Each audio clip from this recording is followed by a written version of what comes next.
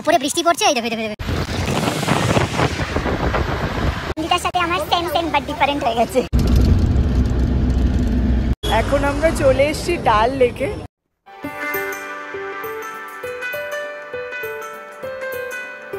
Hello everyone, good morning.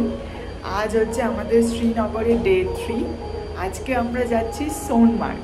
So পাশাপাশি আমরা আরও একটা নতুন ব্লগে সকলকে ওয়েলকাম। আশা করি তোমরা সবাই খুব ভালো আছো, আমিও কিন্তু খুব ভালো আছি। তো আজকে আমাদের জার্নি শুরু হবে, এখন বাজে 8:30 মতো, সোনমার্গের দিকে। একটু বাদেই আমরা রওনা দেবো, একদম সবাই রেডি হয়ে গেছি। আজকে কিন্তু ওয়েদারটা বেশ ঠান্ডা, সবাই এখন রেডি হয়ে ওয়েট করছে। আর নন্দিতার সাথে আমার সেম সেম বাট ডিফারেন্ট হয়ে গেছে। বসন্তের এক সুন্দর রঙিন সকালে আজকে কিন্তু শ্রীনগরের সকালটা বেশ মনোরম। পথের বাঁদিকে বড় সুন্দরী ডাল লেককে রেখে আমরা কিন্তু এগিয়ে চলেছি আমাদের গন্তব্য সোনমার্গের উদ্দেশ্যে।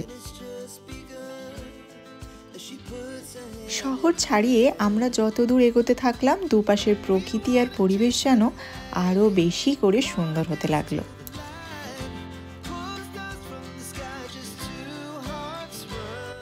শ্রীনগর থেকে সোনমার্গের দূরত্ব 89 কিলোমিটার। পৌঁছাতে প্রায় 3 থেকে 3.5 ঘন্টার সময়ও লেগে যায়।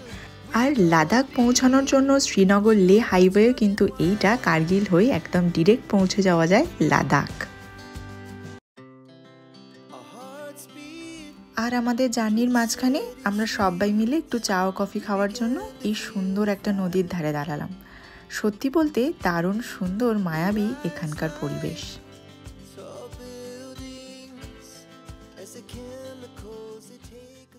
সোনমার্গ যেতে এখন আমাদের মিনিমাম 1 ঘন্টা মতন লাগবে টাইম। আর তার আগে এই পয়েন্টটা দাঁড়িয়ে সত্যি ভীষণ ভালো লাগছে, বিশেষ করে এই জলের আওয়াজটা না দারুণ। কোথাও ঘুরতে গেলে আমি না পয়েন্ট টু পয়েন্ট ঘোরার থেকে জার্নিটা ভীষণভাবে এনজয় করি। আর সেই জার্নির মাঝখানে এমন কিছু যদি আমার চোখে লেগে যায়, সেটা কিন্তু আমি ক্যামেরাবন্দি করি।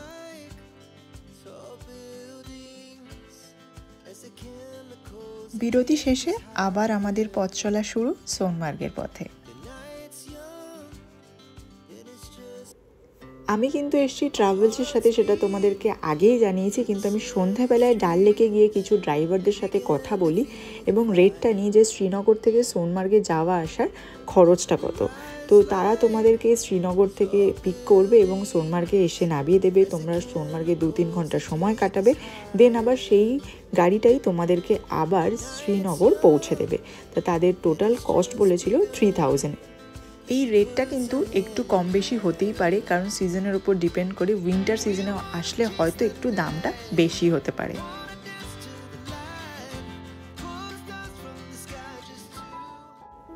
আমাদের কিন্তু সেরকম একটা জ্যামে পড়তে হয়নি। ঠিক সোনমার্গ পৌঁছানোর আগে একটু গাড়ির লাইন আছে, বাট খুব তাড়াতাড়ি ক্লিয়ার হচ্ছে। তাও তোমাদেরকে বলবো আমি যে যতটা পারবে তোমরা সকাল সকাল এইসব জায়গায় পৌঁছে যাওয়ার চেষ্টা করবে, তাহলে ওয়েদারটাও ভালো পাবে। কারণ যত সময় বাড়তে থাকে ওয়েদার খারাপ হওয়ারও চান্সেস বাড়তে থাকে।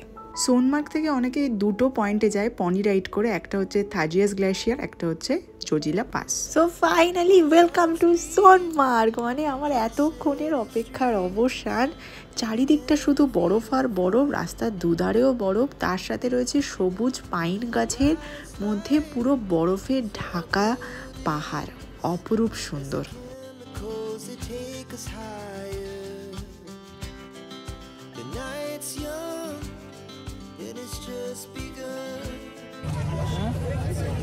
এখন আমরা চলে এসেছি সোনমার্গে। আপাতত পিজু চেয়ারে বসার পর বরফে ঢুকে গেছে। আমি তো পড়তে পড়তে ঠিক হয়েছে, একটা অন্য জায়গায় বসলাম। আসলে আমি যখন সকালে বেরিয়েছিলাম তখন আমি ব্রেকফাস্ট করে বেরোইনি, তো আমার খুব খিদে পেয়ে গেছে। তাই যখন এন্ট্রি করেছি সোনমার্গে, এসেই প্রথমে এই বরফের মধ্যে বসে আমি একটু ম্যাগি খাবো, এইটাই ফার্স্টে এনজয় করব, দেন আমি ওপরের দিকে যাব। একদিনের ইচ্ছা বরফ আর ম্যাগি, এই কম্বিনেশনটা। এই দেখো তিয়াশার অবস্থা দেখো। এই আমাকে দেবে না। দেখো অলমোস্ট স্নোফল হতে চলেছে, কারণ বৃষ্টি খুব জোর হচ্ছে। এবার এই বৃষ্টিগুলো বরফে মানে কনভার্ট হয়ে যাবে। দেখো দেখো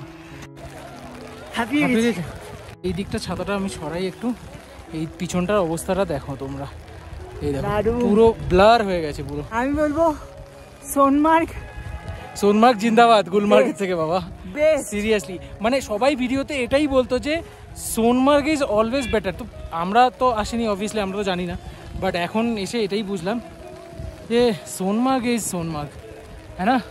দারুণ। চলো। গুলমার্গের মতন সোনমার্গেও রয়েছে কিন্তু প্রচুর ধরনের স্নো অ্যাক্টিভিটিস। স্লেজ গাড়ি হচ্ছে এখানে 1 ঘন্টার জন্য 500 টাকা, আর স্নো বাইকগুলো 1 ঘন্টার জন্য হলো 600 টাকা। এই রেটটা কিন্তু একদমই ঠিকঠাক, সেটা কিন্তু তোমরা একটু দেখে নিও। আর হঠাৎ করেই ওয়েদারটা এতটাই খারাপ হতে লাগলো, আমরা আর কোনো রকম স্নো অ্যাক্টিভিটিস করতে পারি। তো সোনমার্গে এখন স্টার্ট হয়েছে বৃষ্টি, ওয়েদার অনেকটাই খারাপ হয়ে গেছে। এবার আমরা নিচের দিকে চলে যাব। অনেক মজা করেছি বরফে। আর সোনমার্গ আসতে টাইম লাগলো শ্রীনগর থেকে প্রায় 3.5 ঘন্টা মতন। রাস্তায় খুব একটা জ্যাম আমরা পাইনি, বাট প্রচুর বরফ। আজ হচ্ছে মার্চের 28 তারিখ। প্রচুর বরফ আছে, রাস্তাতেও প্রচুর বরফ, এখানেও প্রচুর বরফ আছে।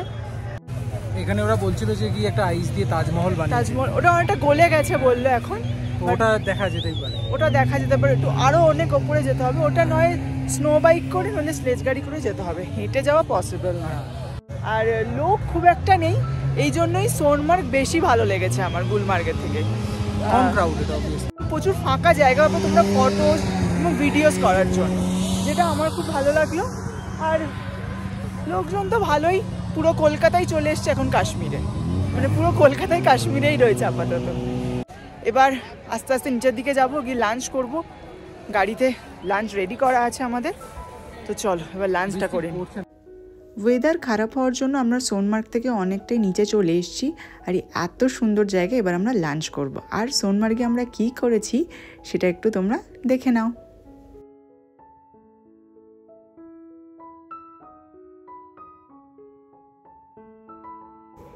এই বরফের মধ্যে ভিডিও বানানো কিন্তু আমার অনেক দিনের স্বপ্ন।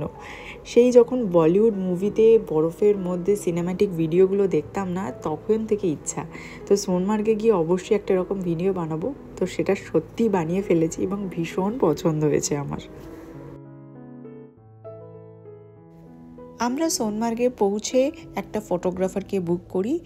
সে আমাদের 4টে রিলস আর 15টা মতন ফটো তুলে দিয়েছিল, আর আমরা তাকে দিয়েছিলাম 800 টাকা। এই রেটটা কিন্তু একদমই ফিক্সড নয়, এটা পুরোপুরি ডিপেন্ড করছে তোমাদের ওপর। তোমরা যেভাবে বার্গেনিং করে কমাতে পারবে সেটাই তোমরা তাদেরকে পে করবে। আমি ডেসক্রিপশন বক্সে আমাদের ফটোগ্রাফার ফোন নাম্বারটা দিয়ে দেবো।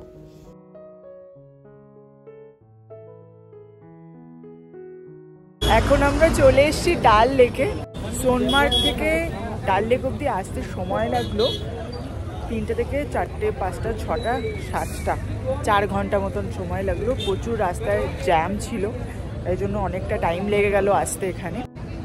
ঠান্ডাও লাগছে, এই জন্য কানে এটা লাগিয়ে নিয়েছি, খুব ঠান্ডা হাওয়া দিচ্ছে। খুব ভালো ঘুরলাম সোনমার্গে, ভীষণ ভালো লাগলো। আর গুলমার্গের থেকে সোনমার্গ ফার বেটার, অনেক অনেক ভালো। আমি বলবো অবশ্যই তোমরা সোনমার্গে একটা যদি হোটেল নিয়ে থাকতে পারো, তো একদিন স্টে করো, তো খুব ভালো লাগবে। সত্যি বলতে তোমাদের সাথে সোনমার্গের সেরকম একটা ভিডিও আমি শেয়ার করতে পারলাম না, কারণ জায়গাটাই এতটাই সুন্দর। আমরা নিজেদের মধ্যে সময় কাটিয়েছি, নিজেদের মধ্যে মজা করেছি, আর আমি বলবো তোমরাও সেটাতেই ফোকাস করো। আশা করি তোমাদের ভীষণ ভালো লাগবে। এর আগের দিন আমরা না একটু বিকেল বিকেল চড়েছিলাম শিকারাটা, আর আজকে ভাবছি এরকম ইভিনিংয়ে একটু শিকারা চড়বো, কারণ ইভিনিংয়ের ভাইবটা ইচ্ছা আছে নেওয়ার, শিকারাটা কেমন লাগে। আর হাউস বোটগুলো পুরো লাইট জ্বলে গেছে, আরও যেন সুন্দর লাগছে ডাল লেকটা। তো চলো এখন একটু শিকারা চড়ি, আর টুকটাক শপিংও করবো। এখনও আমার শপিং করা হয়নি, যেটা মেয়েদের মেন জিনিস, কোথাও ঘুরতে এসে শপিং করা। আমরা এখন রয়েছি 3 নম্বর গেটে ডাল লেকের কাছে, আর এখান থেকে শিকারা রাইডটা একটু রিজনেবল রেটে পাওয়া যায়। এর আগের দিন আমরা 1.5 ঘন্টার জন্য 750 টাকা দিয়েছিলাম, আর আজকে আমরা 1 ঘন্টার জন্য বুক করেছি, আমরা দিয়েছি 500 টাকা।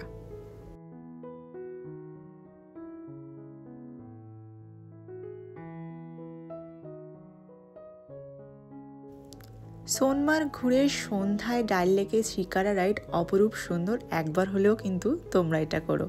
চলো আজকের ব্লগটা কিন্তু এতটুকুই, খুব শিগগির দেখা হবে তোমাদের সাথে কাশ্মীর সিরিজের আর একটা নতুন ব্লগ নিয়ে। ততক্ষণ তোমরা সবাই ভালো থেকো, সুস্থ থেকো, সবাইকে ভালো রেখো, পাশাপাশি আমরাকে অনেক সাপোর্ট করো। ভিডিওটা ভালো লাগলে একটা লাইক আর কমেন্ট করো। আমার চ্যানেলে যারা নতুন সদস্য অবশ্যই চ্যানেলটাকে সাবস্ক্রাইব করো। চলো আজকের মতন টাটা। আমার এই পুরো ব্লগটা দেখার জন্য সকলকে অসংখ্য ধন্যবাদ।